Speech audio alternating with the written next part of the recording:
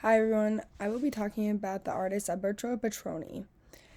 He was an amazing artist who helped start the futurist art movement. His work was all about motion, energy, and modern life. Let's take a look at who he is and why he still matters today. About the artist. Umberto Boccioni was born in 1882 and sadly passed away in 1916 when he was only 33 years old. Even though he didn't live to be very old, he still made a very huge impact in the art world. He worked as a painter and sculptor, and his art focused on capturing the movement and the fast pace of modern life. He was one of the most important Italian artists of his time. The career of Umberto Boccioni. He was known as the leader of the Futurist movement, focused on dynamic motion and motivity in art, and skilled in painting and sculpture. Boccioni is best known for the Futurist movement. This is a group of artists who loved doing new things and kind of like staying out of the box. They love things such as the new machines and the cities and technology. They didn't want to paint boring old landscapes like they have in the past or just still portraits and people just sitting. They wanted their art to come alive and to be full of energy. Boccioni was a leader of this movement, writing about his ideas and creating some of the most famous works of art from that time. Where and when did he work? Boccioni spent most of his time working in Italy, especially in the cities like Milan. He worked during the early 1900s, a time when the city was growing super fast and had a lot of new technology, and everything was changing, especially the people who were coming in and out of the country.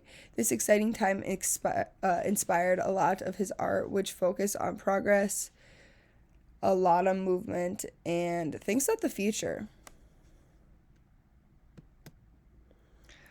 Here are some examples of some of the art that he did. The first one being The City Rises in 1910.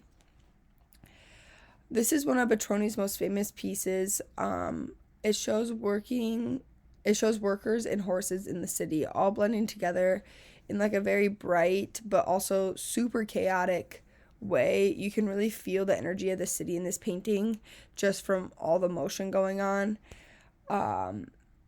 Like everything is moving and kind of coming alive. Boccioni wanted to show how exciting and crazy life in the modern city could be. And I mean, he really did that with this painting, especially like when you look at the whole thing. I feel like the most still spot is the horse's head, but everything around it is just so chaotic, bright, and colorful. Elasticity of 1912.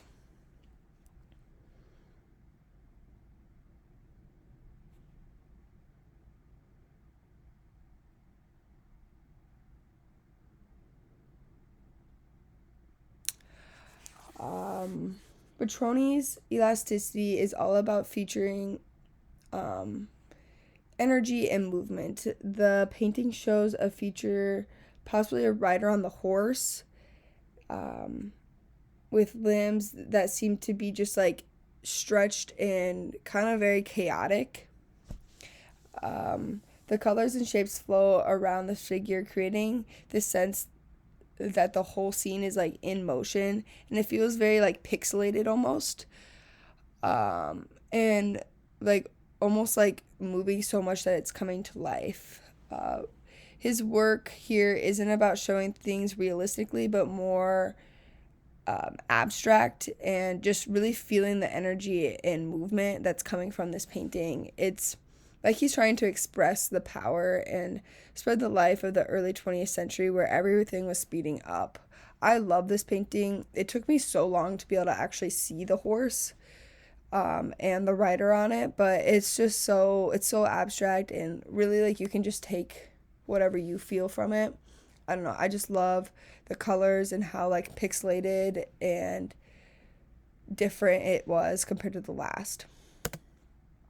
The Unique Forms of Continuity in Space from 1913. So this sculpture was actually one of the sculptures that I did for my 1,000-word paper over the comparison between two sculptures. This one really just stood out to me because of the gold and how, like, I feel like you could look at this sculpture for like an hour and still be able to describe it in a different way.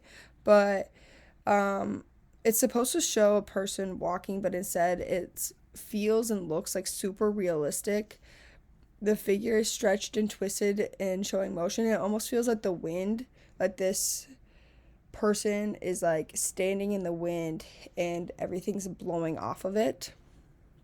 This piece is one of the best examples of futurism. It's all about the speed and progress that everybody was making during this time, and the wind being the setback and why it just feels so heavy but also looks so like light and feathery at the same time. The development of a bottle in space from 1912. Umberto Boccioni's development of a bottle in space from 1912 takes a simple object and turns it into something dramatic and full of energy. Instead of just painting a bottle, Boccioni spreads it down into flowing, abstract pieces that seem to stretch and expand into space, the space around it. The bottle also looks like it's in motion and as if it's evolving and coming to life with three-dimensional spaces. The way that the forms blend and interact with the space around them gives a sense that nothing is still and everything is always changing. It's a cool way of showing how futurism is all about movement and energy, and not just in the world but in everyday objects. This piece was one of the ones that I struggled with even like seeing the bottle, but after I saw it and like how much movement and how it's like connected with all the space around it, I just thought this piece was so cool. I think it reminds me of the last one as well, of just like how there's so much movement, but yet like the material he used isn't movement and doesn't show movement. So it's just super interesting how he showed movement with material like that. State of mind number 1, the farewells. This one really captures the emotional chaos of just saying goodbye. The painting shows a train station, but instead of a clear defined figures, the people in the trains are all broken up into swirling shapes.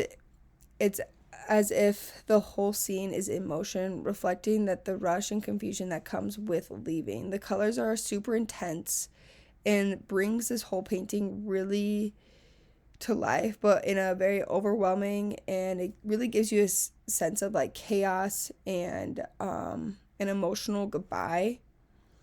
It's just a scene, but it feels like everything's so separated in it, and it just kind of wraps up all the energy and movement coming from this. This one is like very similar to one a couple times ago. It's just there's so much movement in it, and there's so much chaos, but it's chaos of like saying goodbye to somebody that you love, and just the colors in it really just show how emotional those times can be. And I just love how the green comes in as well. It's a very interesting piece.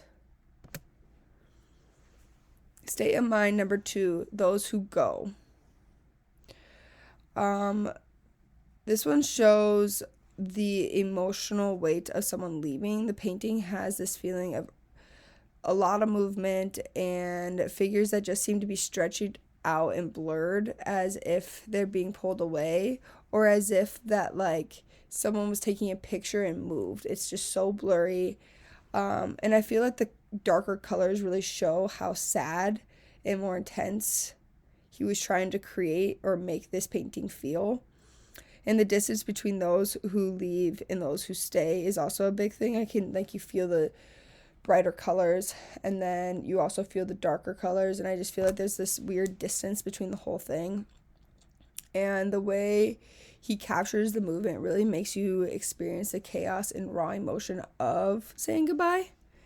This one this one really resonated with me just because of how he used color and how everything just feels so messy, and the people that go are messy. This whole series of paintings were super interesting just to compare and contrast all of them. But states of mind at number 3, those who stay. Now this one feels extremely heavy and emotional, and it's about the people who are left when someone leaves, and you can sense the sadness and darkness and like the muted colors in this painting just from like the colors they decided to use. The figure seems almost frozen, blending into the background like it's stuck in their grief or loneliness. There's really no real movement, and it's very quiet, still feeling like the contrast with the chaos of the other pieces in the series. It really makes you think about the weight of someone staying when everyone else is moving on. This one I struggled with a lot just because I felt like I could feel both. Like in this series, I could feel the people that were leaving, but I could also feel the emotional of like somebody staying. And it's just like, it's like going home for college. Like you're sometimes the one who's leaving, or your siblings are the ones who's leaving and you're the one staying, and it's a hard time. So this last painting is super energetic painting that really captures the movement of an athlete in action. The soccer player is broken up into sharp, colorful pieces, making it feel like they're in constant motion. It's almost like you're seeing the player move over time, but it's like all in the same image. The shape and colors blend together with a space around them, giving them a sense of life and energy. This painting is a great example of how futurism really connects with the excitement of modern life, such as sports. And this is where I really felt like the connection between futurism and like today's world, just because I obviously didn't live during the 1900s, and I loved the connection that this one brought to me. I love the oranges in this, and how you can just see the athlete working hard, and you can see the movement, and that's really how like the futurism was. And it was just fun to bring everything connected. So really, in conclusion, and just to like wrap everything up, he was a bold artist who wanted to show the energy and speed of modern life. His art is still famous today because it's so different and exciting compared to what was in his past. Even though he didn't live for long, his ideas about art changed how people think about motion and progress. Thank you for listening. Here are my 2 sources, and how I really learned about him and his art. Thank you.